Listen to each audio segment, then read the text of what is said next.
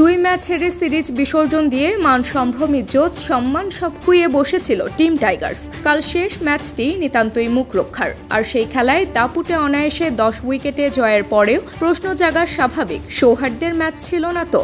সবাই জানে রুমল নামের ধেয়ে আসার প্রলয়ঙ্কারী ঘূর্ণিঝড়ের মহা আতঙ্কে উপকূলবাসী অসহায় জনগণের মতো হয়তো আতঙ্কে আছে সুন্দরবনের রয়্যাল বেঙ্গল টাইগার্স। অনেকটা ঠিক তেমনই যেন আইসিসি পরিবারের সহযোগী দেশ যুক্তরাষ্ট্রের মিশ্র দলের বি টিমের কাছে সিরিজ হারিয়ে চুনকামের আতঙ্কে ছিল টিম টাইগার্স। দেয়ালে পিঠ ঠেকে যাওয়া বিকল্পহীন অবস্থানে থেকে দাপুটে অথচ সান্ত্বনা জয়েও অনুরাগীদের হৃদয়ের রক্তক্ষরণ দূর হয়েছে বলা যাবে না। তবে দেশ বিদেশে প্রবল সমালোচনার মুখে থাকা বাংলাদেশ ক্রিকেট দলের এই জয় প্রথম 2 ম্যাচে পরাজয়ের অজুহাত দেওয়ার উপকরণ রেখে গেল।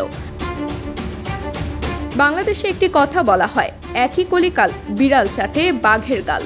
2 ম্যাচ হেরে বাংলাদেশের অসহায় অবস্থা দেখে সেটি মনে হয়েছিল। প্রশ্ন জাগে, কি এমন পরিস্থিতি বদলালো যে 10 উইকেটের অনায়াসে জয় এসে গেল? কাল একই মাঠ একই পরিবেশে সিরিজের শেষ ম্যাচের টস জয়ের পর থেকেই দলের শরীরী ভাষা ভিন্ন দেখা গিয়েছিল। আগ্রাসী বোলিং আর তুখর ফিল্ডিং করে স্বাগতিক যুক্তরাষ্ট্র দলকে 104/9 মামুলি স্কোরে সীমিত রেখেছিল বাংলাদেশ। প্রথম 2 খেলায় বিবর্ণ মুস্তাফিজুর রহমান দারুণভাবে গর্জে উঠে বিধ্বস্ত করে যুক্তরাষ্ট্র দলকে।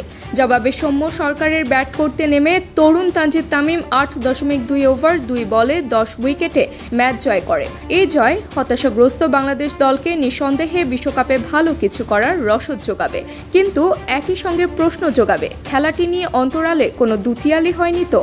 কাল কিন্তু টস হেরে ব্যাটিং করা যুক্তরাষ্ট্র দলের ওপেনিং ব্যাটসম্যানদের জুটি ঝড়ো ব্যাটিং করে মাত্র 5 ওভারে 46 রানে পৌঁছে গেলে দুশ্চিন্তার কালো মেঘ ঘনিয়ে আসছিল। অ্যান্ড্রেস গোসকে ফিরিয়ে সূচনা করল সাকিব আল হাসান। পরের ওভারেই নিজের মূর্তিতে সক্রিয় হয়ে ওঠা মুস্তাফিজ 2 উইকেট নিয়ে চেপে ধরল যুক্তরাষ্ট্র দলকে।